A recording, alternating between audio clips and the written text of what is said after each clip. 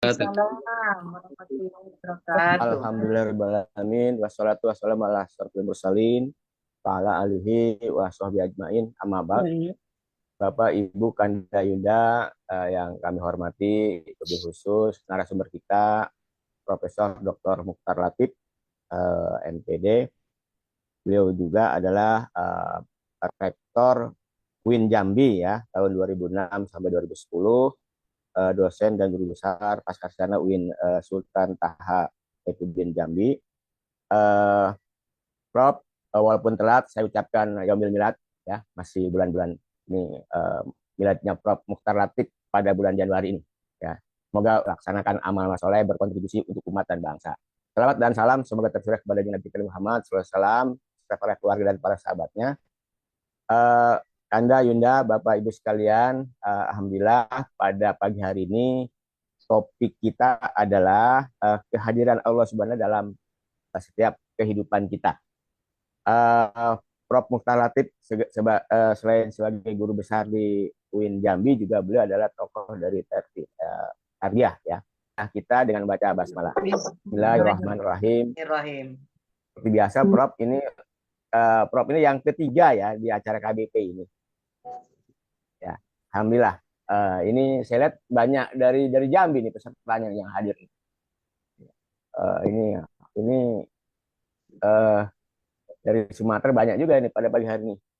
Ya, mungkin karena support sama-sama dari Sumatera. Baik, terima kasih. Seperti biasa, Prof, selama 45 menit ya pemaparan, nanti selebihnya 15 menit ada tanya jawab atau pendapat dari hadirin dunia yang berbahagia. Ya, baik, alhamdulillah kepada Prof Mukhtar Latif dipersilahkan.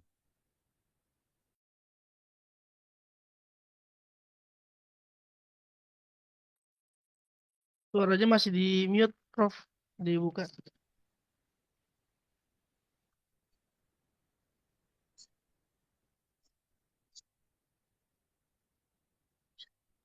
Semute ya? Sudah. Udah ya? Oke. Ya. Bisa ini ya? Bisa di co-host ya? Sudah, Prof. Sudah saya ke host. Langsung ya? Bisa Prof langsung buka dari situ. Bisa ya? Hmm. Coba dulu.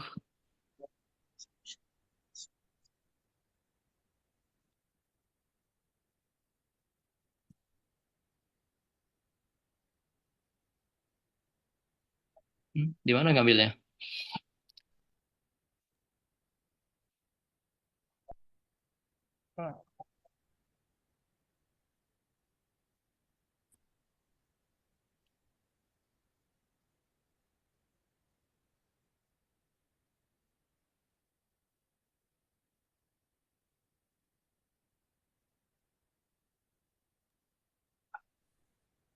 Atau dikirim ke host, Prof, biar dibantu oleh Pak Maulana.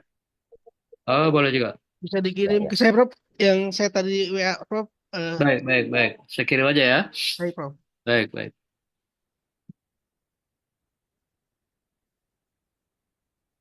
Masuk gak? Masuk. Udah. Alhamdulillah. Bisa lihat ya. Baik. Alhamdulillah. Makasih, Ustaz. Bismillahirrahmanirrahim. Ada berapa nih, Kang? Jumlah semua?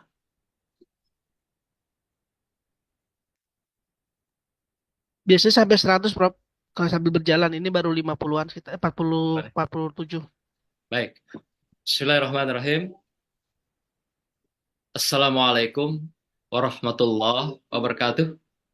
Waalaikumsalam Waalaikumsalam warahmatullahi warahmatullahi wabarakatuh. wabarakatuh. Yang saya hormati teman-teman, saudaraku, pengurus PI PB, PI Pusat, lebih khusus Kang Ustadz Ahmad yang menjadi wasilah saya bisa bicara pada pagi hari ini, tampil untuk kesekian kalinya. Kemudian Kang Maulana yang juga host dan juga wasilah kita bisa bergabung pada pagi hari ini. Dan seluruh teman-teman pengurus besar dan pengurus daerah di seluruh tanah air. Berbahagia kita bisa berjumpa kembali pada kesempatan berbahagia ini dalam sebuah silaturahim intelektual di mana kita sudah biasa melaksanakan kegiatan pengajian subuh pada subuh ya, pengajian pada hari Jumat.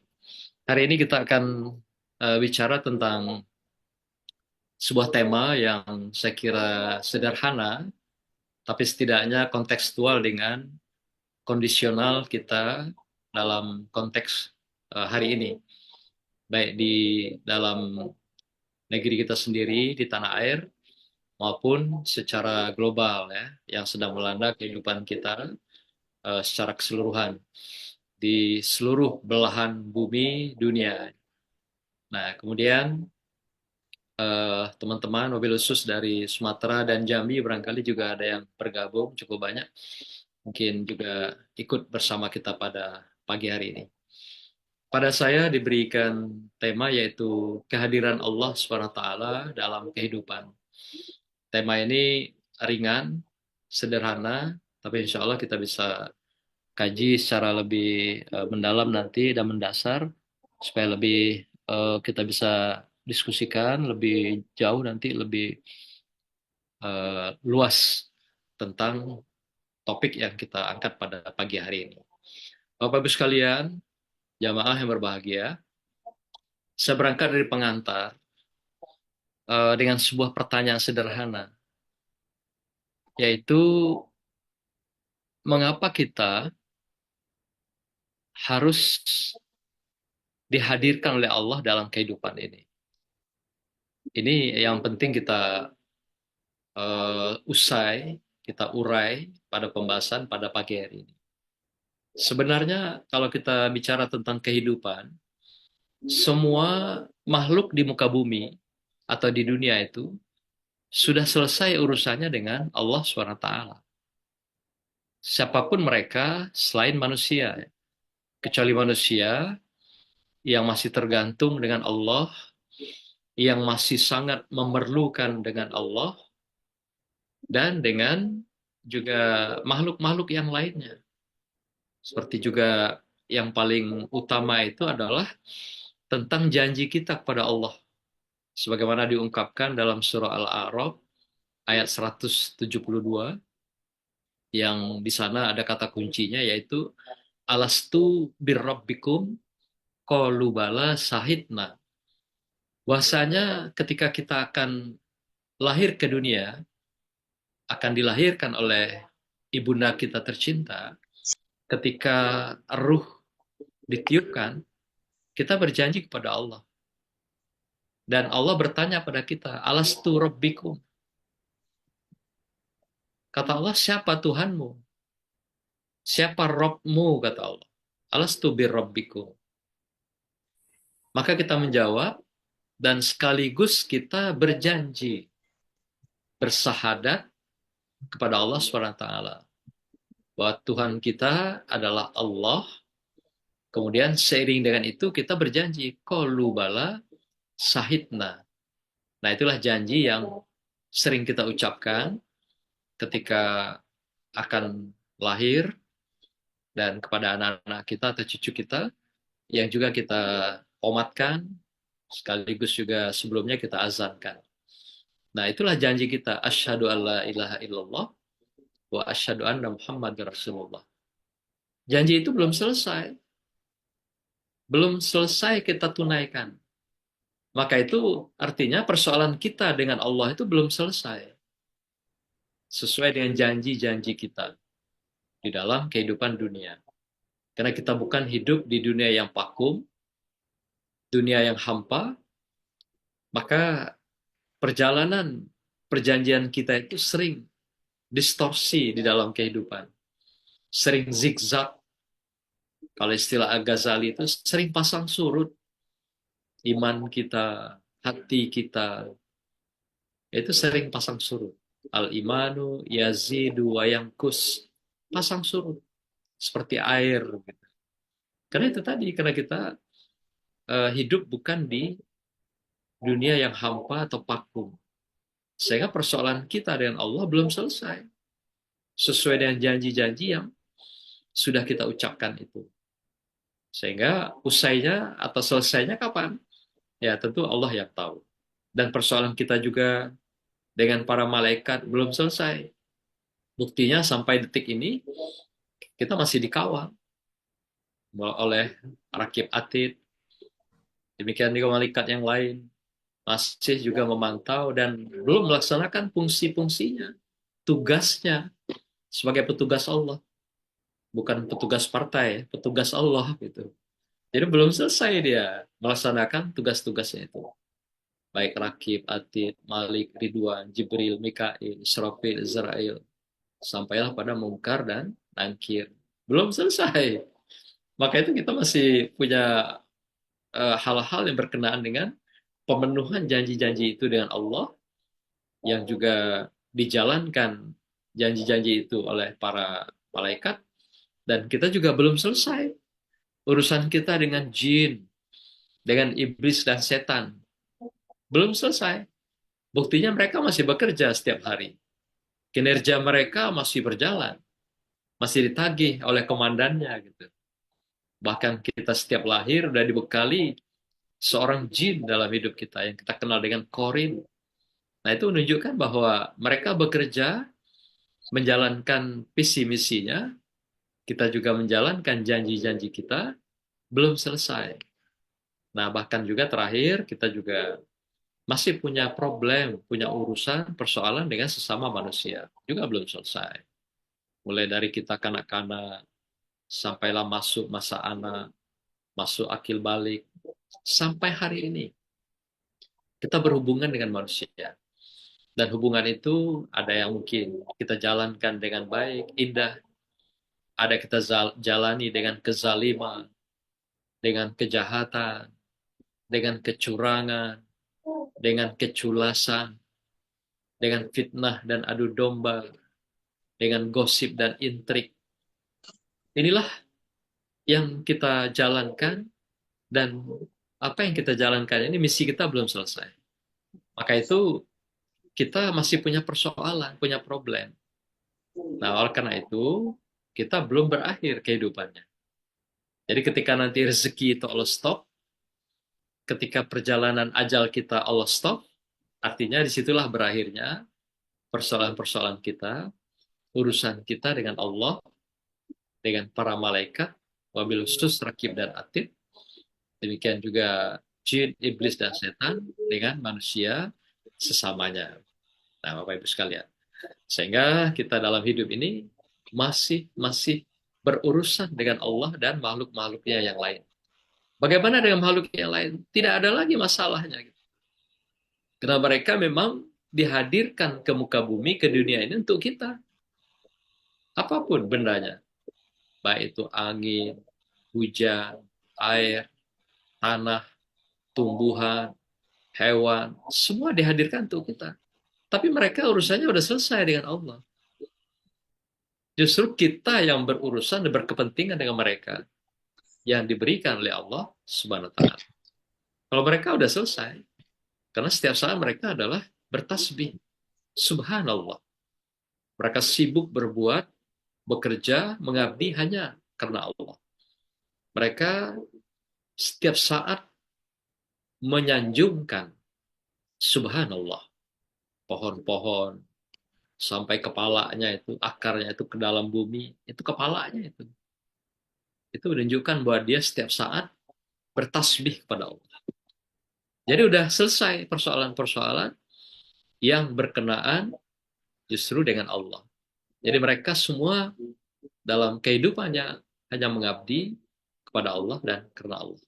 Nah, kita yang masih bermacam-macam, ada yang sudah mendekat, ada yang baru akan mendekat, ada yang sudah menjauh. Inilah problem-problem yang kita hadapi, sehingga kita relatif ada yang sudah mengingkari tentang pernyataan kita ketika akan hadir ke muka bumi Allah dari rahim ibu kita sekalian. Bapak Ibu sekalian yang berbahagia, pertanyaan berikut, mengapa Allah juga hadir dalam kehidupan itu? Mengapa Allah Subhanahu wa Ta'ala hadir dalam kehidupan kita, utamanya manusia? Nah, tadi kalau dikatakan semua makhluk selain manusia udah selesai. Tapi kita spesial, khusus. Memang Allah hadir secara khusus untuk kita. Mengapa? Apa gerangan? Kita merujuk pada tafsir komprehensif yang ditulis oleh imam besar, yaitu Imam At-Tabari, dalam tafsirnya yang populer itu, yaitu tafsir Jami'ul Bayan fi Ta'wilil Quran. Dia memberikan ada 4 faktor yang menyebabkan mengapa Allah itu hadir di dalam kehidupan makhluk. Wabil khusus adalah manusia. Di antaranya yang saya kutip adalah, pertama, dia menghadirkan diri menunjukkan keesaannya, Maha Esanya pada makhluk, karena ada makhluk yang belum sadar, yang belum zakaro. Ada makhluk yang belum sadar dari mabuknya gitu, tentang duniawi dan tentang kehidupan yang pada ini. Maka itu Allah katakan, ada istilahnya mereka ada yang tidak sadar itu dalam artian sukaro, mabuk, ada juga dalam artian zakaro. Jadi tidak sadar, belum mau mendekat, taat dan patuh pada Allah. Jadi kita ini memang diminta adalah dari sukaro, dari keadaan hidup yang mabuk, lupa diri dengan dunia Allah ini, kepada zakaro, yaitu kehidupan yang sadar diri kepada Allah SWT. Nah, Allah tunjukkan, buktikan bahwa, hei manusia, aku ini Esa. Seperti sebagaimana diungkapkan dalam surah Al-Ikhlas, tegas sekali, Allahus Somad itu. Allah katakan bahwa aku Esa. Nah, keesaan itulah bahwa dia ingin membuktikan. Dia membuktikan pada manusia yang telah diberikan seperangkat hati, pikiran, dan seluruh indrawi lainnya, apakah berpegang teguh dengan janji tadi yang sudah diikat di dalam rahim ibu kita ketika kita lahir ke dunia. Dan saat itu kita sudah meyakini, mengakui keesaan itu. Tapi lagi-lagi kita dalam perjalanan, keesaan itu relatif tergerus. Kita sudah mulai menduakan Tuhan. Kita menigakan Tuhan. Bahkan lebih dari satu dalam kehidupan kita. Apakah kita menuhankan benda, menuhankan harta, menuhankan jabatan, menuhankan atasan. Inilah yang terjadi dalam kehidupan kita. Maka itu Allah hadir dalam kehidupan kita. Beliau ingin kita kembali tetap pada janji semula. Alastu birrabbikum. Allah ingin mengembalikan kita on direct track. Agar apa? Agar sesuai janji itu, maka juga pada akhirnya, endingnya nanti, kita juga diberikan, yaitu reward, kebahagiaan dunia dan akhirat. Yang kedua, kata Tabari, Allah ingin membuktikan dirinya sebagai pencipta. Maha cipta itu. Nah, dalam surah Al-An'am juga kita temukan tentang ciptanya Allah itu. Maka itu kita kenal Allah Maha Cipta. Kalau tadi Allah dengan keesaannya, maka kita kenal dengan Maha Esa. Kemudian sebagai penguasa, Allah juga ingin tunjukkan bahwa dirinya adalah Maha Kuasa sebagai penguasa. Banyak sekali ayat yang bicara tentang kekuasaan Allah. Antara lain dalam surah Az-Zuhruf ayat 13 tentang kekuasaan Allah. Malikal mulki. Jadi Allah lah pemilik kekuasaan. Allah lah pencipta kekuasaan. Dan Allah pemberi kekuasaan. Qulillahumma malikal mulki tu'til mulka man tasha'. Dan Allah lah yang memiliki kekuasaan itu. Allah berikan kekuasaan itu kepada siapa yang Allah kehendaki. Dan demikian juga Allah cabut kekuasaan itu sekira Allah tidak menghendaki. Itulah. Maka itu orang yang memaksakan diri berkuasa, memaksakan diri menjadi penguasa, tentu juga itu menyalahi sunatullah. Dengan segala cara menjadi penguasa. Ini juga menyalahi sunnah Allah. Karena garis tangan sebagai penguasa itu juga sudah ditentukan Allah dengan kekuasaannya, dengan kemahakuasaannya. Dan yang keempat, kata Tabari, Allah adalah sumber ilmu. Jadi segala ilmu pengetahuan itu sumbernya dari Allah. Yang apakah tersurat melalui Al-Quran, atau juga melalui kauniyah, alam semesta yang ditunjukkan di tengah kehidupan kita semua. Inilah maka kata Allah bahwa dirinya adalah maha tahu, maha paham, maha mengerti akan semua kehidupan, semua kebutuhan, semua keinginan daripada semua makhluk.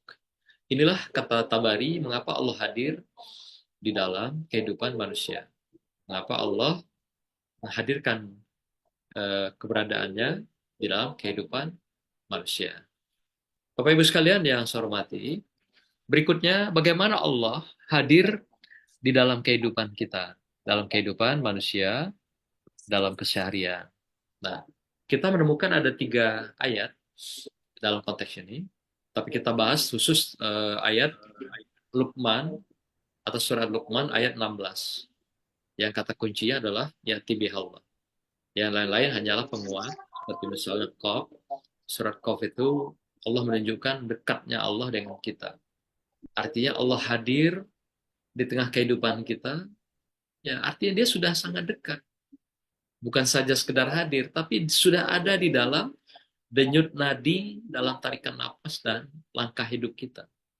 Seperti dikatakannya akrabu ilahi min hablil warid.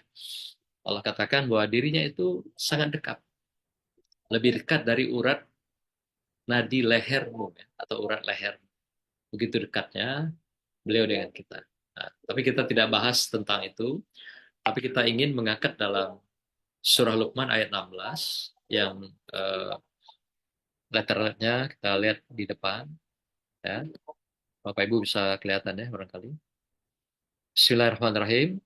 Ya bunayya innaha intaku misqala habbatin min hardalin tattakun fi sahratin aw fis samawati wal ard. Ya'ti bihallah. Innallaha latifun khabir.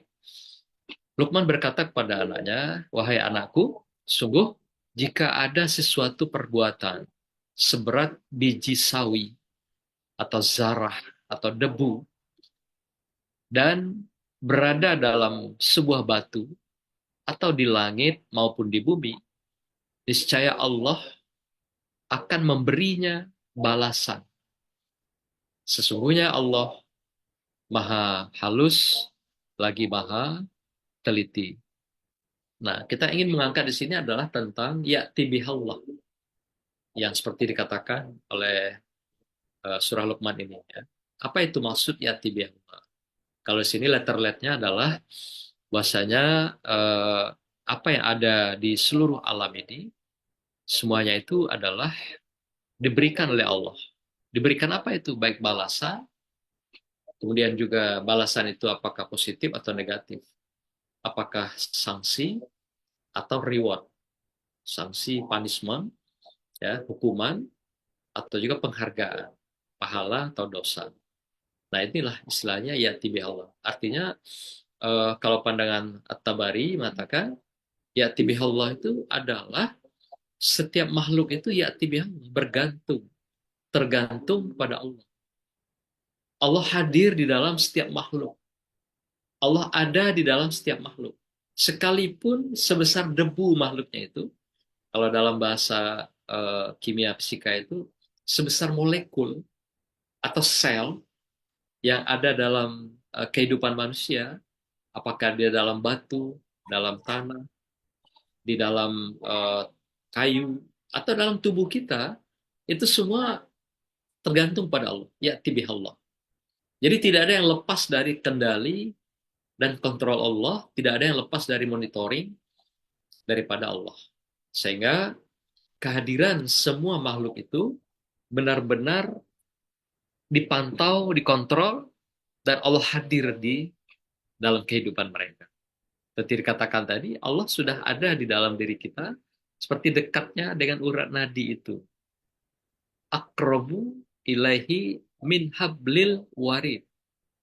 Begitu dekatnya. Jadi akrobu, korib sekali dekat di kali. Oleh karena itu, dia sudah hadir di dalam kehidupan kita. Dia sudah ada dalam kehidupan kita. Kita saja tidak sadar. Masih sering ingkar dengan janji kita. Padahal Allah pantau kita. Allah monitor kita.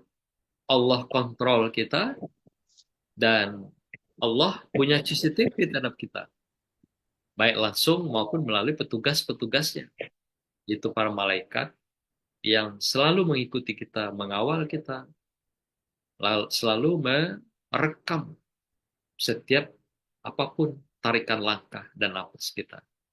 Nah, maka itu ya tibihallah ini menunjukkan bahwa Allah hadir dalam setiap tarikan nafas kita. Kecuali kalau nafas itu dihentikan, berhenti. Maka saat itulah ruh kita keluar dari jasad dan kita berhubungan dalam dunia yang berbeda, yaitu ruh dengan Allah SWT. Tapi kehidupan manusia di dunia sudah terputus dengan kematian itu. Maka itu, Bapak Ibu sekalian, dengan kita ya'ti bihallah, artinya tidak ada yang bisa kita banggakan. Tidak ada yang bisa kita melakukan sikap-sikap tindakan berlebihan di muka bumi Allah. Allah juga ingatkan dalam ayat-ayat yang lain. Wala tamsi fil ardi marroha. Jangan kau langkahkan kakimu di muka bumi ini dengan kesombongan, dengan keangkuhan, dengan arogan. Nggak ada tempat kalian itu untuk sombong. Maroha. Nggak ada. Karena yang sombong itu apa? Yang disombongkan itu apa? Semua aku yang bikin. Semua aku yang ciptakan. Semua aku yang kasih. Semua aku yang meliharanya. Aku yang menjaga. Aku yang mengontrol. Aku yang memonitor. Dan aku yang memenuhi semua kebutuhan saudara kalian. Lalu apanya yang ente sombongkan gitu? Inilah Allah selalu ingatkan kita dalam kehidupan. Tapi dasar manusia yang di dalamnya itu ada kekuatan-kekuatan amar, jinun, jinun yang juga berkolaborasi dengan nafsu kita, sehingga nafsa ini atau nafsa la amaratun bisu, nafsu itu selalu cenderung kepada kemungkaran dan kezalim. Inilah yang membuat kita acap kali sombong dengan sedikit kelebihan kita, sedikit kehebatan kita, sedikit kemewahan kita. Padahal itu hanya sebutir pasir Allah berikan pada kita, bukan untuk kesombongan, tapi adalah untuk kesyukuran kita, untuk ketundukan kita, untuk kita ingat dengan janji-janji kita. Alastu birrabbikum. Karena Allah selalu hadir dalam kehidupan kita, justru janji ini sudah kita lupakan dalam kehidupan. Maka itu Allah selalu ingatkan melalui ayat-ayatnya dan kauniyahnya dalam kehidupan kita di dunia. Bahkan juga diingatkan Allah, ada yang langsung pada kita dengan peringatan-peringatan macam-macam, dengan musibah, dengan juga berbagai bala, bencana.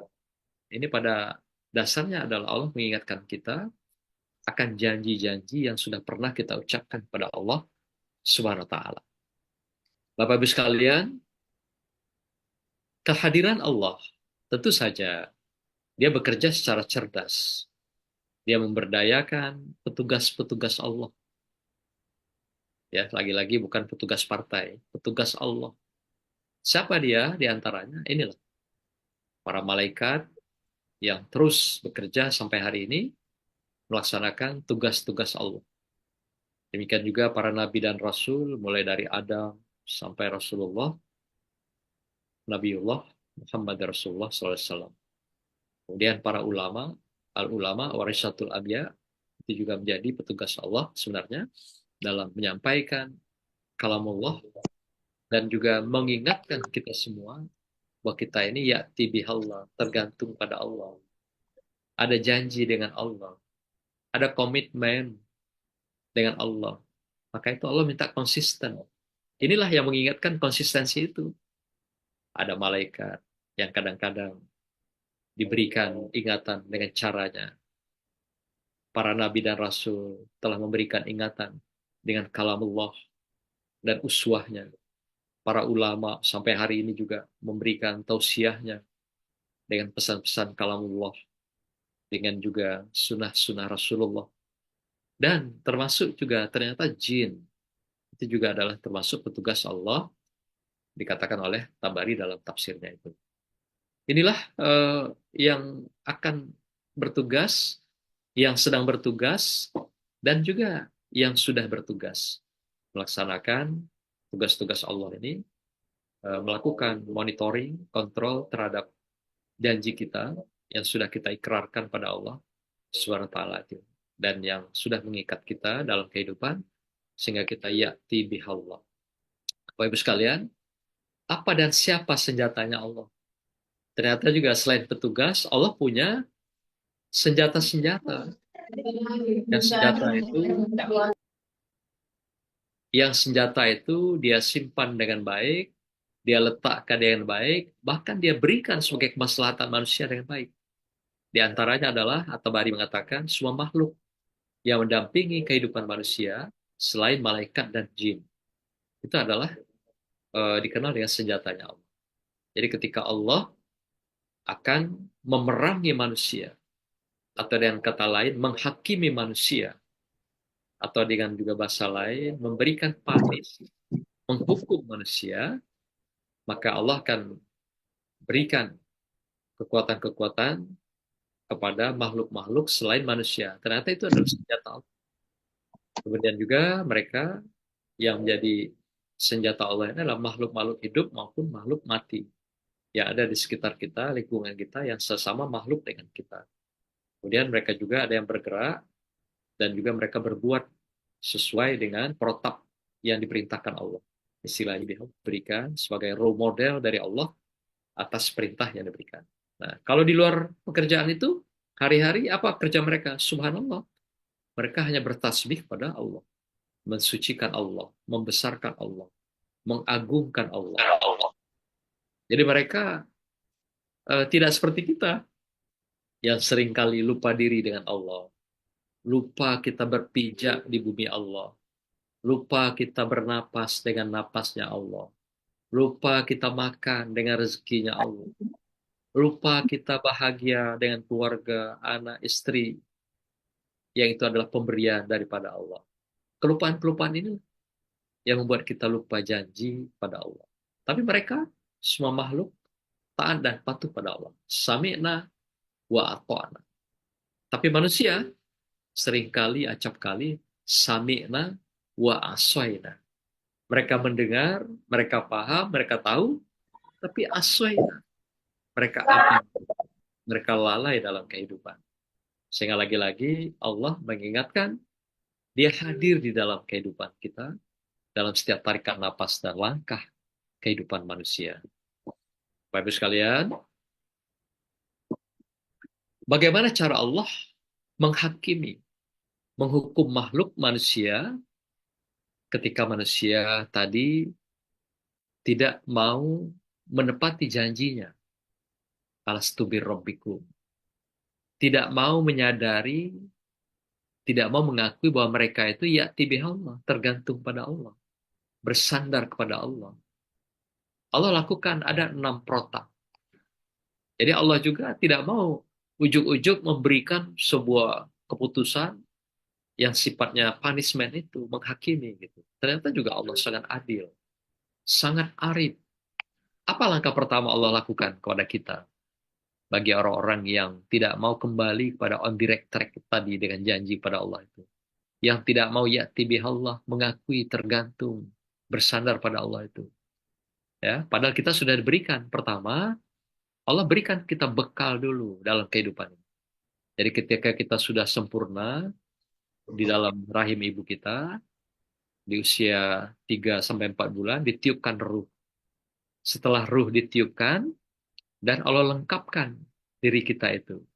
Maka Allah berikan, yaitu hardware dan software. Hardware itu, hardware-nya adalah fisik kita, jasa dia kita. Software-nya adalah program-program yang diberikan dengan memori yang besar. Hati kita diberikan Allah, pikiran kita, pendengaran kita, semua indrawi kita. Maka itu dikatakan dalam surah yang populer itu An-Nahl ayat 78. Allah katakan pada kita, Allah ingatkan, wallahu akhrajakum min butuni ummahatikum la ta'lamuna syai'an. Jadi Allah ketika mengeluarkan kamu dari rahim ibu kamu itu, kamu dalam keadaan tanpa apa-apa. Arti tanpa mengetahui apapun. Tapi kita sudah punya rekaman memori yang sudah kita ikat janjinya kepada Allah. Tapi ketika lahir ke dunia, kita seakan lupa semuanya itu ketika kelahiran itu. Nah, maka itu Allah katakan, wa ja'ala lakumus sam'a wal absara wal afidah. Jadi seiring dengan itu Allah berikan bekal kepada kita, Allah lengkapi dengan software, sam'a, pendengaran. Kemudian absor, penglihatan. Kemudian lagi hati, afidah, untuk memberikan tanggapan, hati dan pikiran. Apa yang Allah minta pada kita sepanjang hayat kehidupan kita ini? La'allakum tashkurun. Agar kita bersyukur pada Allah. Agar kita ingat dengan janji kepada Allah. Jadi Allah sudah bekali bekal itu, hardware maupun software bagi manusia yang sudah sangat lengkap dan sempurna. Dibandingkan dengan makhluk-makhluk yang lain. Yang ada hanya dibekali instingnya, tanpa nafsu, hanya diberikan akal. Tidak seperti lengkap seperti kita manusia, ada akal, ada hati, ada nafsu. Itu semua adalah software bagi kita yang melekat, yang menyatu di dalam hardware jasadiah kita dalam kehidupan. Nah, tapi pada awalnya kita la'allakum ta'lamun. Kita tanpa mengetahui apapun. Tapi Allah kena sayangnya, cintanya, dan kita sudah berjanji pada Allah, Allah bekali hardware dan software itu dengan lengkap dalam kehidupan dunia. Yang kedua, Allah juga berikan kalamnya. Jadi kalau Allah sudah berikan hardware, software, Allah berikan kalamnya sebagai hudan, sebagai panduan, guidance kita dalam kehidupan. Itulah yang kita temukan dalam surah Al-Baqarah. Al-Quran hudan linnas wa bayyinatin minal huda wal furqan. Bahwasanya Al-Quran itu diberikan pada manusia yang hidup, bukan manusia yang mati. Nah, sebagai panduan kita. Jadi Allah tidak hanya memberikan hardware dan software-nya, karena waktu itu belum berfungsi. La ta'lamun. Tetapi seiring dengan itu, Allah juga berikan uswahnya. Mulai dari Nabi Adam alaihissalam itu menjadi uswah kita. Sampai Rasulullah sallallahu alaihi wasallam. Jadi kalamnya sebagai hudan, uswahnya adalah Rasulullah. Jadi contohnya langsung role model kita. Sehingga kita tidak akan tersesat selamanya kalau berpegang dengan kalamullah sebagai informasinya, petunjuknya bagi kehidupan kita, dan role modelnya yang ditunjukkan oleh Rasulullah dalam kehidupan. Jadi nggak akan kesasar, nggak akan tersesat di rimba belantara kehidupan ini. Karena dua-duanya itu sudah diberikan Allah semua. Tinggal kitanya, mau nggak berpegang teguh kembali dengan janji-janji kita kepada Allah SWT. Yang berikutnya, ketiga, Allah beri nikmat dan anugerah. Maksudnya itu apa? Itu menguji kita. Sudah Allah beri petunjuknya, Allah berikan uswahnya, Allah uji kita dengan berbagai nikmat dan anugerah. Nikmat itu sifatnya jangka pendek, ada yang diberikan langsung, ada yang bertahap. Kalau anugerah itu sudah sepanjang kehidupan. Seperti hidup kita itu anugerah. Napas kita, semua yang gratis Allah berikan itu anugerah. Tapi nikmat sifatnya lebih kepada hal-hal yang langsung atau tidak langsung. Nah, dalam kehidupan kita Allah berikan dua itu. Dalam bentuk ujian, dengan keindahan, kesenangan, dan kebahagiaan. Maka itu ada istilahnya ujian, itu dikenal dengan fitnah.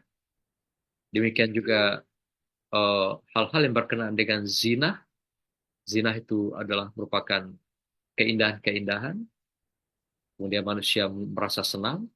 Kemudian zain. Zain itu kesukaan-kesukaan. Kecintaan-kecintaan. Sehingga manusia menjadi bahagia, tenang, dan damai. Nah, ini juga kita temukan dalam beberapa surat. Misalnya Kahfi 46. Disitu juga Allah katakan, Al-malu wal banuna fitnatul hayati dunya. Jadi harta benda, pangkat, jabatan, apapun yang diberikan Allah pada kita sebagai nikmat, itu nikmat. Itu semua adalah fitnatul hayatid dunia. Fitnah bagi kamu di dunia. Artinya ujian, cobaan bagi kamu. Karena banyak sekali ada orang yang bisa bersyukur di dalam kesulitan, kepapaan, kemiskinan. Tapi kadang-kadang orang ada yang tidak lolos dengan berbagai ujian berupa nikmat, harta yang banyak, jabatan, udah lagi kesenangan-kesenangan dunia. Banyak sekali yang begitu. Dalam masa Rasul banyak sekali orang yang berubah gaya hidupnya dengan adanya rezeki yang diberikan Allah dalam bentuk nikmat itu. Nah, kebanyakan ketika mereka diberi nikmat, mereka berubah gaya hidup. Padahal kalau mereka bertahan dengan kebutuhan hidup, mereka pasti on direct track dengan gaya hidupnya. Tapi karena kebutuhan hidup itu dirubah dengan gaya hidup, maka orang tidak akan pernah berada di on direct track, yaitu di jalur yang benar. Pasti dia mengikuti tren, selalu dengan segala cara melakukan sikap dan perbuatan halal, haram, hantam. Nah, kemudian zina juga. Zina itu adalah merupakan keindahan. Al-malu wal banuna zinnatul hayatid dunia. Adalah perhiasan keindahan dunia. Jadi satu sisi dia merupakan ujian, tapi juga keindahan kita. Maka itu Allah itu zayin, indah. Allah itu adalah penuh dengan kebaikan. Jadi Allah cinta keindahan dan kebaikan. Kebaikan dan keindahan itu adalah satu kutub. Itulah yang diminta Allah pada kita. Zayin. Demikian juga Allah karena sayang dengan kita, Allah berikan rasa hub. Dalam surah Al-Imran Allah katakan zuyyina linnas hubus syahwati minan nisa. Diberikan keindahan, rasa senang, rasa bahagia pada manusia. Seperti apa rasa senang dan rasa bahagia itu? Adalah rasa cinta, hub. Pada siapa? Pada manusia-manusia. Laki-laki pada wanita, wanita pada pria. Tapi bukan sesama pria. Dan juga bukan wanita sesama wanita. Seperti yang kita saksikan di media sosial, di mana ada beberapa negara yang sudah membuat undang-undang membolehkan kawin sesama laki-laki. Nah, ini kan menghilangkan keindahan itu. Menghilangkan fitrah Allah. Ayam jago saja tahu dia mana ayam betina dan mana ayam jantan. Nggak mau dia ngepet, atau merayu ayam jantan. Tapi manusia kok bisa lupa? Udah diberi hati, diberi pikiran gitu kan. Allah zayin memang indah. Indah itu satu kutub dengan kebaikan, baik. Dengan kesolehan. Gitu. Jadi kalau sudah seleranya, hub, cintanya kepada sama pria, wanita sama wanita, itu sudah menghilangkan fitrah keindahan. Allah itu indah. Indah tak bertepi. Tidak ada yang bisa mengukir keindahan. Kalau kata Al-Ghazali itu, Allah itu sangat indah. Bagaikan lautan, tidak ada tepi. Allah itu melahirkan atau juga menciptakan Al-Quran yang menjadi kalam itu adalah ilmu yang bagaikan samudra. Jadi ilmunya juga tidak sebanding, tidak ada tara, keindahannya pun tidak ada tara. Dan itu tidak minta pada kita, pada manusia. Yang keempat, ketika Allah peringati kita dengan syukur agar kita mau ikat janji tadi kita pegang teguh, kita bersandar dengan janji itu, ya tibihallah, tapi kebanyakan kita kufur dalam kehidupan. Sehingga sampai Allah kecam, Allah marah, Allah murka. Allah katakan balhum adol. Ada di antara kamu itu balhum adol, lebih dari hewan ternak, kata Allah. Dalam satu surat dikatakan lahum qulubun la yafqahuna biha walahum a'yunun la yubsiruna biha walahum azanun la yasma'una biha.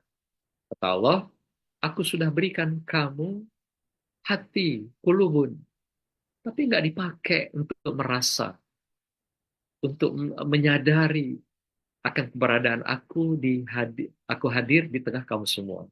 Aku sudah berikan pikiran, tapi kamu gak gunakan itu. Kamu itu adalah hewan ternak. Ulaika kal an'am. Kamu itu bagaikan hewan ternak. Nah, lebih dahsyat lagi, balhum adol. Lebih dari hewan ternak. Wah, lebih parah itu. Hewan ternak katakanlah seperti sapi. Kita sudah dibilang seperti sapi gitu. Seperti kambing, seperti kerbau. Tapi ini lebih dari itu.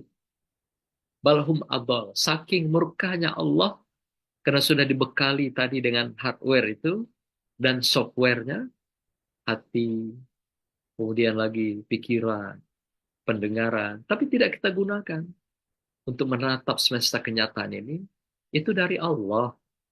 Dan Allah dekat dengan kita. Dan kita sudah berjanji dengan Allah. Kita ini tergantung pada Allah, ya tibi Allah. Tapi tetap aja, jalannya masih zigzag juga. Kadang ingkar, kadang kembali, kadang mutar-mutar. Sehingga pada akhirnya kita menjauh dari Allah. Nah, dalam keadaan demikian, Allah sudah kecam, sudah murka, nggak juga berubah, nggak juga kembali dari perjalanannya yang panjang itu. Maka Allah berikan, ada istilahnya, istidrat. Istidrat adalah Allah biarkan kita. Ada pembiaran sikap Allah. Allah biarkan kita. Sudah diberi ingatan, beri nikmat yang banyak. Sudah diberikan berbagai isyarat-isyarat. Tidak juga kita dengar. Maka Allah malah beri betul dia. Yaitu berbagai kenikmatan, kesenangan, kebahagiaan. Seperti kita temui dalam surah Al-An'am misalnya. Allah katakan, wa iza aradna nuhlika qaryatan amarna mutrafiha. Ketika Allah hendak menghancurkan satu kaum, sekelompok orang atau seseorang, Allah ulur dia, Allah beri dia berbagai kesenangan, kenikmatan yang lebih dari manusia lainnya. Tapi hati-hati, itu istilahnya mutrafiha. Mutrafiha itu dari kata dasarnya trofiha, yaitu bahagia. Sedangkan mutrafiha itu kebahagiaan yang diberikan Allah. Jadi sehingga dengan kebahagiaan itu manusia lupa diri. Di saat mereka lupa diri atas nikmat Allah ini atau anugerah Allah ini, maka di sanalah Allah berikan yaitu hukuman yang merupakan puncak daripada apa yang diberikan sebagai sanksi pada kita, yaitu azab dan bala. Itulah tadi mutrafiha itu papasaku piha pahakko alaihal kaulu pada marnaha takmir. Jadi setelah Allah berikan mutrafiha, rafiha itu tadi, maka kemudian papasaku piha, maka Allah perintahkan pasukannya ya kepada kita, artinya menghukum kita dalam kehidupan dunia ini. Papasaku piha pahakko alaihal kaulu pada marna tatmiro. Dengan cara Allah hancurkan kita, Allah musnahkan kita, Allah habiskan kita sehancur-hancurnya, semusnah-musnahnya, serendah-rendahnya. Nah, itulah cara Allah melakukan tindakan-tindakan reward ataupun punishment kepada kita semua. Dari zaman ke zaman, dari masa ke masa, karena sejarah adalah perulangan. Yang berbeda itu hanya perlakunya, tapi sikapnya sama. Kejahatan, kemungkaran, atau kezaliman. Itu tiga itu saja yang dilakukan oleh manusia dalam sepanjang kehidupan. Dari segala atau perjalanan umat yang ada di dunia. Nah, kemudian kita lihat pada bagian akhir, siapa yang ditugaskan Allah sebagai eksekutor di dalam memberikan penghakiman itu, atau mengeksekusi daripada keingkaran kita, kezaliman kita dalam kehidupan. Antara lain yang saya temukan dari Al-Quran juga menggunakan tafsir Tabari ini. Pertama, air. Air ini ditemukan dalam perjalanan umat yang lalu adalah seperti umat Nabi Nuh dan juga Nabi Musa. Juga Nabi Nuh dengan banjir bah yang besar, Nabi Musa di mana Fir'aun dan sekutunya itu dibelah laut, kemudian air laut menyatu kembali. Ini senjatanya Allah yang ditugaskan, makhluknya Allah yang ditugaskan sebagai senjata bagi Allah untuk mengeksekusi kita semua. Yang kedua, angin dan petir. Kita temukan dalam sejarah Al-Quran juga, Tabari mengatakan, yaitu kaum Nabi Hud. yaitu kaum Ad. Kaum Ad ini juga dihancurkan oleh Allah melalui angin dan petir. Yang ketiga melalui api. Ini juga dihancurkan oleh Allah umat Nabi Lut, kaum Sodom, atau juga kaum Gomorrah. Sodom yaitu LGBT. Nah, tadi yang saya katakan, mereka yang tidak bisa membedakan laki dan perempuan. Ayam saja bisa membedakan mana ayam betina dan ayam jantan. Tapi kok manusia nggak bisa membedakan mana jantan dan betina. Dihancurkan melalui api. Nah, apakah api ini juga merupakan pengulangan kasus yang terjadi di Los Angeles, California? Kita nggak tahu. Yang jelas, kata Allah dalam Al-Quran, sejarah adalah perulangan. Artinya, kalau sudah puncak kemarahan Allah, inilah senjata-senjata yang dimainkan, yang ditugaskan untuk mengeksekusi manusia di muka bumi. Kemudian mengganti manusia yang lain. Mengganti satu kaum yang lain. Nah, kalau masa-masa lalu itu mengganti kaumnya. Mengganti kaum yang lain. Kalau sekarang, nggak ada lagi kaum yang diganti. Kita adalah umat yang terakhir. Umat penutup, yaitu umat Rasulullah SAW. Nah, api adalah salah satu contoh yang digunakan Allah menghancurkan kaum Lut, yaitu kaum Sodom. Sodomi itu ya. Nah, yang keempat, tanah, batu, dan debu.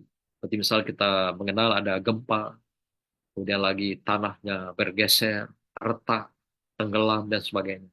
Ini juga pernah terjadi pada kisah Nabi Saleh, yang dikenal gempa bumi yang luar biasa, menghancurkan kaum Samud. Yang kelima ada lagi mereka yang dihukum menjadi babi, malah jadi monyet. Ada juga yang kisah ular ya, pada masa Nabi Musa ini, yaitu pada kaum Bani Israel. Yang paling banyak disiksa, diazab itu sebenarnya Bani Israel. Mulai dari Nabi Musa itu Israel sudah menderita sebenarnya. Maka itu kalau sekarang mereka mencak-mencak, mereka sudah merasa merdeka dan bebas. Tidak ada lagi yang bisa mengendalikan mereka di muka bumi ini. Tuhan pun mereka bohongin gitu. Tuhan pun mereka abaikan.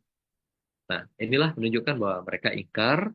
Maka kalau pada masa Nabi Musa itu selain musibah-musibah, selain bala bencana diberikan, tapi mereka malah ada yang ditugaskan oleh Allah pada para malaikat dan petugasnya itu jadi babi, jadi monyet, jadi celeng.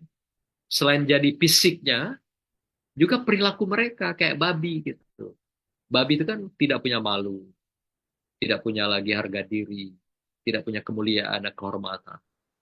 Orang jual dirinya dengan sangat rendah, dengan segala cara. Kemudian dia jadi monyet. Monyet itu apa perilakunya? Serakah, tidak pernah puas dalam hidupnya. Ingin dapat satu, dua, ingin tiga, dan seterusnya. Itulah monyet. Demikian juga ular, yang selalu melilit, juga selalu menganga, dan kemudian sudah dapat, diam, tiarap, tapi dia memangsa segala makhluk yang di luar dirinya. Nah, inilah sejarah-sejarah yang pernah Allah kisahkan di dalam dia mengeksekusi manusia dengan berbagai senjatanya atau makhluk-makhluk yang sudah diprotapkan oleh Allah SWT. Demikian juga pada masa Nabi Isa, ada virus yang tidak terobati, sehingga hanya Allah yang memperbaikinya. Dengan tobat nasuhanya kaum Nabi Isa alaihissalam, sebagian ya. Nah, lagi-lagi Bani Israel juga ini. Jadi banyak sekali yang diberikan bala bencana itu pada Bani Israel ini. Maka itu kalau mereka bengis, sekarang kita saksikan itu, jadi mereka kena sudah lama tertindas. Jadi orang-orang yang memang ditindas dalam sejarah. Kemudian ada juga yang dibinasakan oleh burung ya pada masa Nabi Muhammad SAW, dan masa-masa khalifah juga pernah terjadi demikian. Seperti misalnya kasus Abraham, bukan Abraham Somat ya, Abraha ya, yang kita kenal dengan burung ababil, menghancurkan tentara bergajah. Demikian juga yang lain-lain seperti virus-virus, hama, ulat, belalang, keong mas kita dengar. Itu semua adalah senjatanya Allah, pasukannya Allah ketika dia mengeksekusi manusia dalam kehidupan. Terakhir, Bapak Ibu sekalian, saya menutup dengan ayat yang kita temui dalam surah Al-Baqarah, di mana berbunyi di sini adalah kaifa takfuruna billah. Allah ingatkan bagaimana kamu kok bisa ingkar dengan Allah. Mengapa kamu kok tega-teganya ingkar dengan Allah? Padahal kamu sudah janji. Kamu ya'ti bihallah. kamu itu Allah Somad, meminta hidup pada Allah. Dan kamu itu memohon pertolongan pada Allah. Ihdinas siratal mustaqim. Sebelumnya lagi kita iyyaka na'budu wa iyyaka nasta'in. Pada Allah kamu mengabdi dan juga memohon pertolongan, perlindungan, bersandar. Tapi kok kamu bisa kaifa takfuruna billah? Ini Allah tantang kita. Kok bisa-bisanya kamu itu ingkar, mungkar, zalim kepada Allah dan pada makhluk lainnya. Wa kuntum amwata fa ahyakum tsumma yumitukum tsumma yuhyikum tsumma ilaihi turja'un. Bagaimana kamu kok bisa ingkar pada Allah? Padahal kamu itu tadinya mati. Lalu Allah hidupkan kamu, kemudian matikan kembali, lalu Allah hidupkan kembali. Kemudian pada Allah lah kamu akan kembali selamanya. Nah, kita 2 kali mati loh Bapak Ibu sekalian. Mati pertama memang betul-betul ketika dalam rahim ibu kita. Ketika kita belum ditiupkan ruh, itu masih dalam keadaan mati. Hidupkan oleh Allah ketika kita lahir ke dunia. Kemudian mati lagi di dunia ini. Karena akhir ajal kita sampai.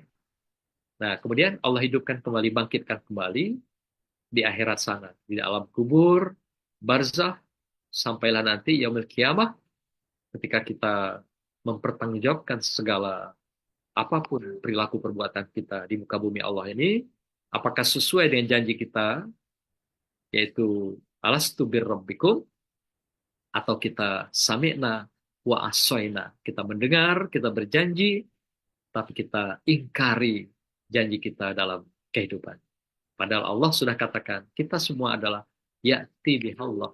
Tapi tega-teganya kita kata Allah, takfuruna billah, ingkar kepada Allah. Barakallah, wassalamualaikum warahmatullahi wabarakatuh. Makasih Kang Mamat dan Kang Maulana. Lanjut. Alhamdulillah, makasih Prof Ya. atas pencerahannya. Izin Kang Mamat. Masih ada waktu Prof ya. Baik, Ya, Bapak Ibu izin. sekalian, mohon sabar dulu Tambahkan ya. sedikit, Ini insya ada Allah. dua yang sudah tiga ya, yang raise hand. Yang pertama tadi Pak Saleh Mude, Pak Saleh masih ada ini dari Amerika jauh. Pak Amsori, Pak Ya, insya Allah. Agus Salim dan Pak siapa tadi nih? Baik, Pak Saleh Mude dulu, silakan. Oke Ustadz, saya suka sekali materinya, terutama cara-cara memahami diri, mendekatkan diri sama Allah, dan terakhir itu adalah eksekutor yang dipakai Allah untuk katakanlah untuk menghukum orang-orang yang ingkar atau orang-orang yang kafir. Nah, itu yang menarik satu itu adalah Nabi Nuh. Ketika dikatakan bahwa Nabi Nuh itu eksekutornya itu adalah air. Saya sungguh tidak, walaupun pernah sekali dua kali saya mendengar pertanyaan ini, itu pertanyaan saya kembali ulangi di sini karena saya terus terang saya tidak tahu jawabannya. Nomor satu itu, apakah pada saat banjir Nabi Nuh itu banjir seluruh dunia menurut katakanlah menurut apakah itu menurut Quran atau menurut kisah yang bisa dipercaya, ataukah hanya banjir di katakanlah di satu tempat, sama misalnya kalau di Indonesia ada banjir, katakanlah banjir di Sulawesi Selatan, itu pun hanya beberapa kabupaten. Terus nah, banjir pada zaman Nabi Nuh itu, Ustadz, apakah itu banjir seluruh dunia ataukah hanya di tempat atau di kampungnya Nabi Nuh? Itu aja pertanyaan saya. Makasih. Baik, lanjut mungkin satu lagi nih, dua orang dulu ya, Prof ya. Pak Mas. Amsori, silakan Pak Amsori. Baik, Alhamdulillah, terima kasih. Ini saya ingin sedikit menambahkan dalam rangka sharing. Ada dua referensi, tadi saya sangat tertarik sekali Prof. Mukhtar menyampaikan dengan filosofis dan sangat dalam, khususnya berkaitan dengan kehadiran Allah Subhanahu wa Ta'ala dalam kehidupan. Nah, dua referensi itu diambil dari surat Al-Baqarah ayat 255, ya'lamu ma baina aydihim wa ma khalfahum wa la yuhituna bi syai'in min ilmihi illa bima syaa. Artinya Allah kita ini pada dasarnya kan tidak tahu. Kita tahu tuh karena Allah kasih tahu. Karena pada prinsipnya Allah ini ada sifat yang sifatnya kodratullah, ada yang sifatnya sunatullah. Nah, sebagaimana sampel dalam kehidupan, nah kita lihat dalam penciptaan, pertama Nabi Adam alaihissalam sebagai awal daripada kehidupan manusia. Karena ada teori Darwin, dia berpikir bahwa kehidupan manusia ini proses evolusi. Tapi ini sudah mentah kalau kita melihat dari pemikiran otorita wahyu. Nah, kita bermula atau berawal dari Adam. Dan Adam dalam proses penciptaan, nah ini bertantangan dengan asbab. Tanpa mak atau tanpa ibu dan tanpa ayah. Nah, satu lagi yang ini memang bertentangan dengan sunatullah, tapi inilah kodratullah. Nabi Isa alaihissalam, dia punya ibu Maryam binti Imran, tapi tidak punya ayah. Nah, ini suka-suka Allah, karena Allah Maha Kuasa. Nah, namun Nabi kita Muhammad SAW dan kita semua, yaitu dengan asbab sunatullah. Ada proses di situ. Ada ibu dan ada ayah. Sehingga lahirlah, berkembang biaklah manusia ini. Nah, berkaitan dengan ayat berikutnya, yaitu surat Al-Hasr, surat 59, ayat 19. Wala takunu kallazina nasullah fa'ansahum ampusahum ulaika humul fasikun. Jadi kalau kita lupa dengan Khalik, Sang Pencipta yang mengatur, yang maha pemberi dan kasih sayang ini, maka automatically kita pun akan lupa dengan diri kita sendiri, seperti kita jadi mabuk. Nah, siapa orang yang lupa dengan dirinya itu? Ulaika humul fasikun. Nah, itulah orang-orang yang fasik. Nah, dalam hal ini, dari dua ayat, sebenarnya banyak ayat-ayat ini, bahwa kita tidak lepas daripada Allah SWT. Kita tahu dengan diri kita karena memang Allah sudah memberitahu tentang kita. Tinggal Ada kita pertanyaannya. ini sharingnya adalah kita bagaimana kita mensikapi sejauh mana kodrat Allah, sejauh mana sunatullah itu sendiri. Maka kalau dua-dua ini secara komprehensif, maka kita akan ketemu dengan pemikiran Al-Ghazali. Apabila kita kenal dengan Tuhan kita, ini kebalikan dari surah Al-Hasr tadi, maka kita akan kenal dengan diri kita. Nah, Baik, demikianlah. Pak Terima Antari. kasih. Assalamualaikum warahmatullahi wabarakatuh. Baik, Prof, masih ada waktu, Prof ya? Ini satu pertanyaan lagi dari ini, ada beberapa yang udah antri. Biar lebih ini ya, lebih terarah. Silakan Pak Medi tadi yang sudah. Nanti setelah ini silakan direspon. Ya, Pak Medi. Assalamualaikum warahmatullahi wabarakatuh. Waalaikumsalam warahmatullahi wabarakatuh. Tafakkaru fi khalqillah wala tafakkaru fi zatillah. Subhanallah. Berpikirlah apa tentang ciptaan Allah, jangan berpikir tentang zat Allah. Kenyataan sekarang negeri komunisme yang begitu besar dan lain sebagainya gitu. Pertanyaan singkat saja, kenapa mereka tidak meyakini adanya Allah? Atau mungkin Allahnya Allah, ada Tuhan-Tuhan yang lain selain yang disembah oleh yang kita yakini Allah. Mungkin Tuhan bendanya mereka, Tuhan materialismenya dia. Itu aja tuh, Prof. Terima kasih. Ya, silakan Prof direspon dulu biar nanti menyusul yang lain. Terima kasih. Terima kasih, Kang. Baik, pertama tadi dari saudara kita di Amerika ya, Kang ya? Ya, dari Amerika. Ya, dia bertanya tentang eksekutor yang diberikan Allah, siapa pelakunya? Ya, beliau mencontohkan kaum Nabi Nuh. Nah, apakah itu satu kaum atau semua kaum saat itu? Nah, kalau Allah bicara dalam Al-Quran itu, dalam beberapa ayat tentang Nabi Nuh itu ada surah Al-A'raf, surah Hud, Al-Mu'minun, kemudian Syu'ara, demikian surah Nuh sendiri. Itu kalau kaum di situ artinya memang saat itu itulah kaum yang hidup. Itu laki dulu. Perempuan mau gimana? Coba cari deh. Mohon di mute dulu yang lain ya. Jadi kalau kaum dikatakan di sana, artinya itulah kaum yang hidup pada masa itu. Maka itu kalau ayat tadi yang saya katakan wa iza aradna an nuhlika qaryatan amarna mutrafiha papassaku fiha fahaqqu alaihal qawlu pada marna hatat miro. Jadi ketika Allah memberikan mutrafiha itu kesenangan, kebahagiaan, sehingga dia lupa diri, disitulah dia hancurkan sehancur-hancurnya. Nah, ketika Allah sudah menghancurkan sehancur-hancurnya itu, maka digantikan dengan umat sesudahnya atau umat yang lain.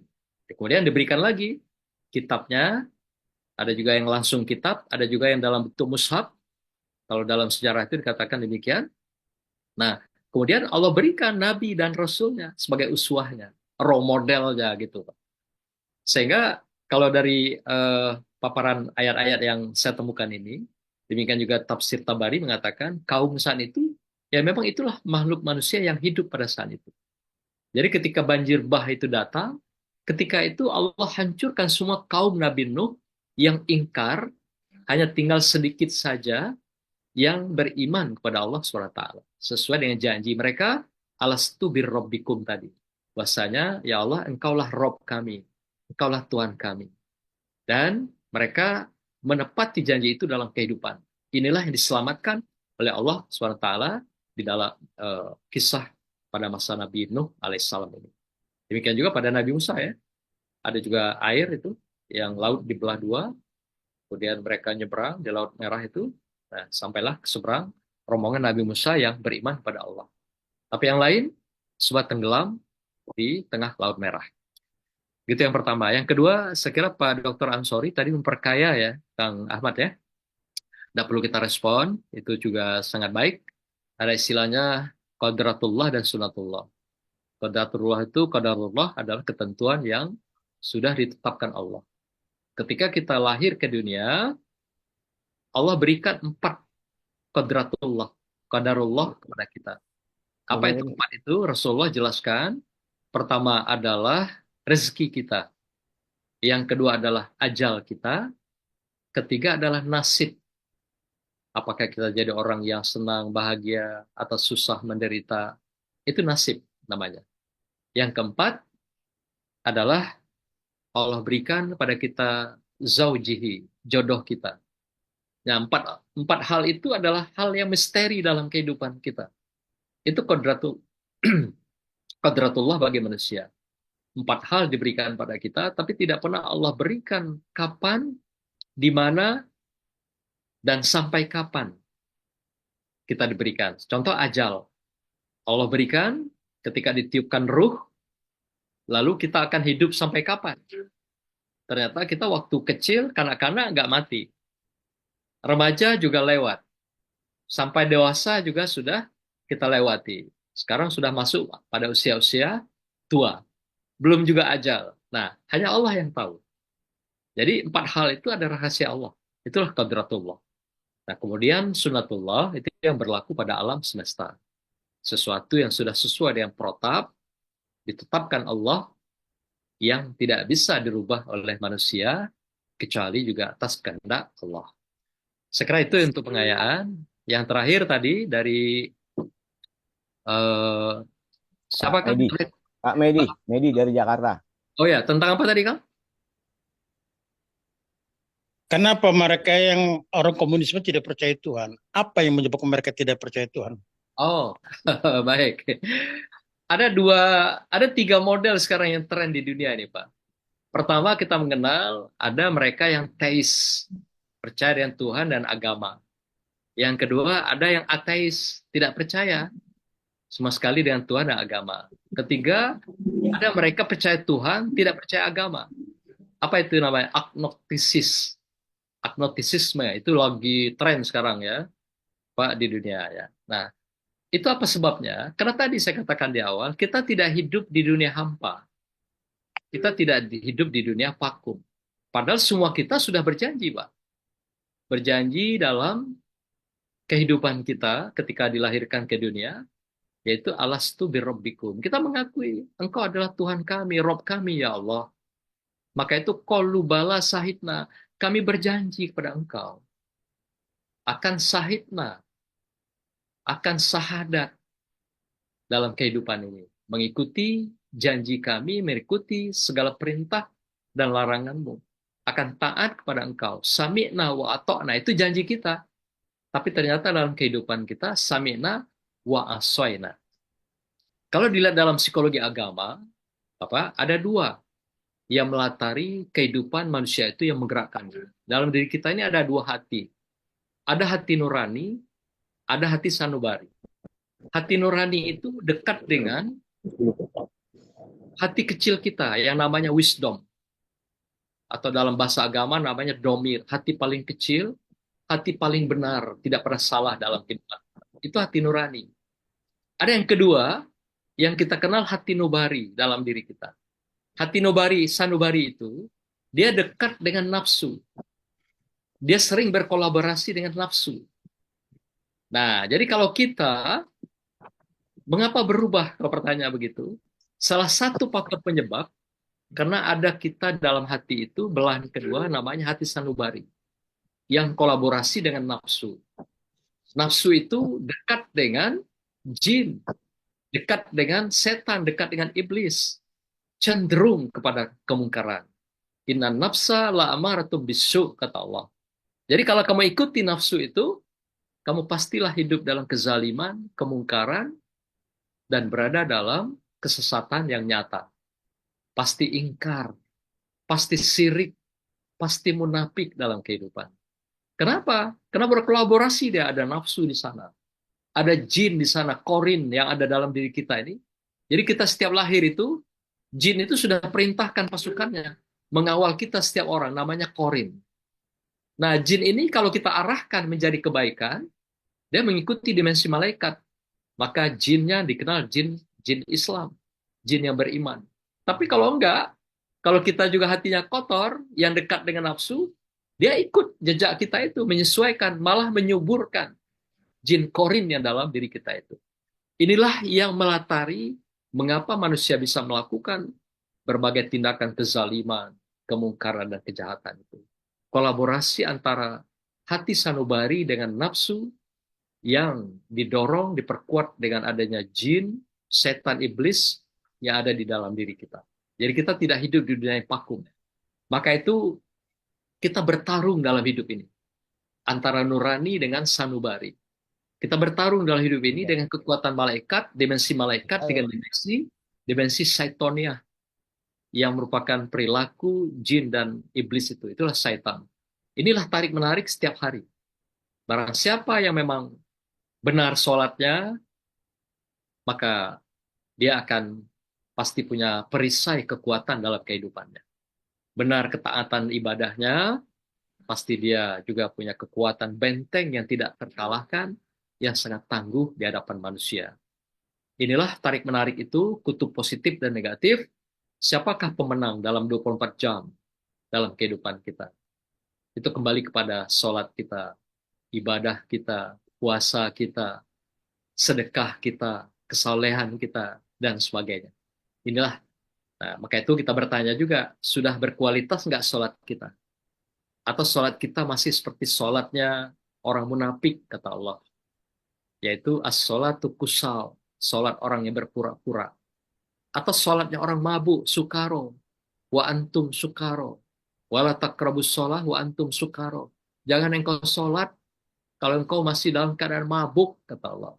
Mabuk ternyata Al-Munjid memberikan paham, sukaro itu adalah orang yang melakukan tindakan tapi tidak satu dengan hati. Hati dan pikiran berbeda, lisan dan perbuatan berbeda. Itu ternyata yang mabuk kalau istilah Kamus Al-Munjid, kamus bahasa Arab itu. Jadi orang yang tidak satunya antara hati dan pikiran, lisan dan perbuatan, itulah yang mabuk.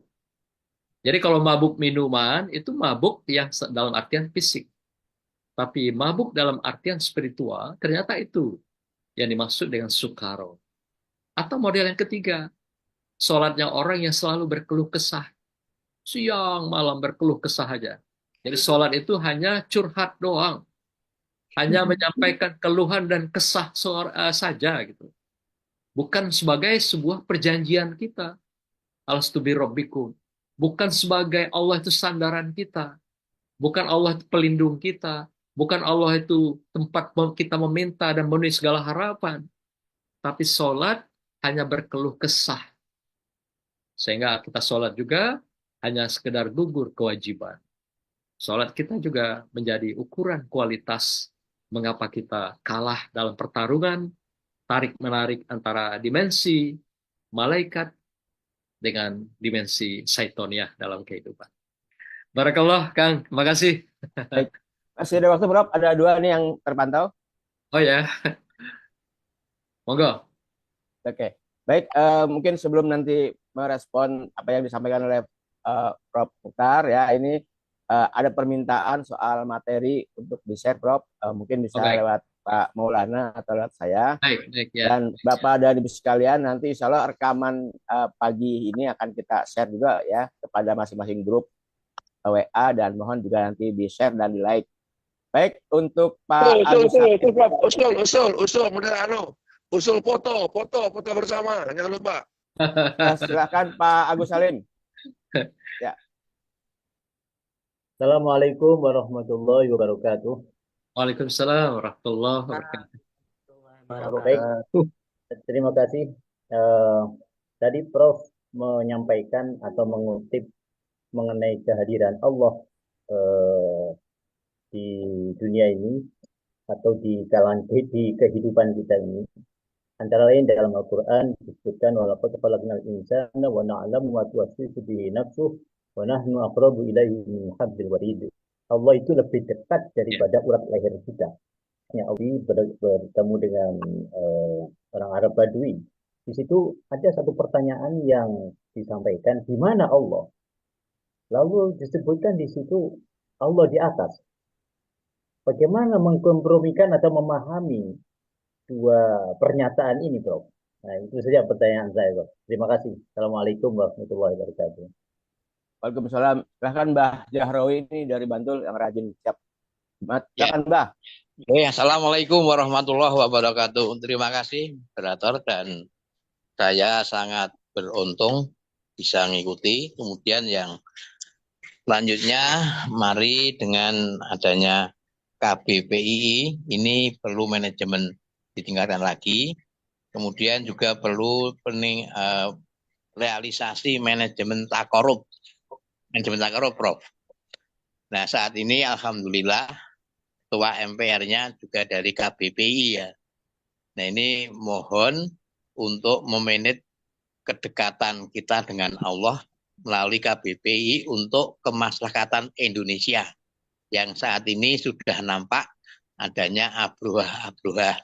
Nah, moga-moga KBPI bisa memanage sehingga ada jamaah Abdul Muthalib yang cara tawakalnya ini Allah hadir menghancurkan abruhah dan bala tentaranya.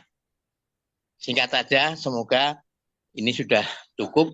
Nanti Prof bisa lebih jauh memberikan pandangan yang lebih luas.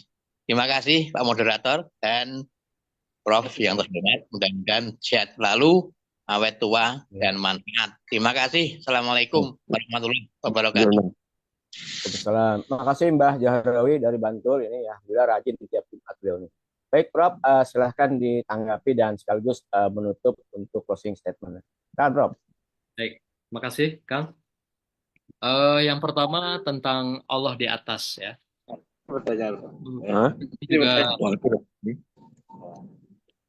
Ya, Allah yang di atas tadi dikatakan dari siapa tadi Kang? Lupa saya.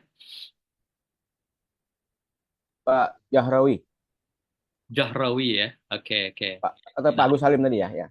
Ya. Jadi Allah itu fauqa ya. Atau fuqa, yaitu di atas. Apa makna sebenarnya yang bisa kita pahami dalam konteks ayat ini? Tabari menjelaskan bahasanya tafsir Tabari ya maksud saya. Artinya Allah itu punya makna dalam konteks ini, dia berada di atas segalanya. Jadi jangan dipahami bahwa seakan Allah itu di atas kita, di langit gitu. Berada di sana, duduk, melihat kita. Tapi kalau Tabari memahami tafsir yang lengkap ini, komprehensif, Allah itu maha di atas segalanya, di atas segala makhluk yang dia ciptakan, baik secara fisik, baik secara spiritual. Jadi tidak ada yang sama di atas dia. Tidak ada yang menyamai, apalagi melebihi dia. Itulah kayak di atasan dia itu kemahakuasaan dia, atas kekuasaannya, atas juga tempat kita bergantung segalanya. Karena kalau secara logika kita pahami, kalau kita sama dengan Allah, apanya yang kita bisa bergantung pada dia? Apa yang kita bisa minta pada dia? Kalau dia sama dengan kita. Kalau dia sama kekuatannya, kekuasaan dengan kita. Maka itu Tabari memahami di atas dalam konteks ini adalah dia di atas segalanya. Maka itu jangan dikhawatirkan apakah dia jauh atau dekat. Nah, tadi udah sampaikan, ayat-ayat Bapak bacakan juga. Dia sangat qarib. Akrabu illahi min hablil warid. Jadi sangat dekat. Bagaikan dekatnya kamu dengan urat nadi. Kita dekat dengan urat nadi. Allah lebih dekat lagi gitu.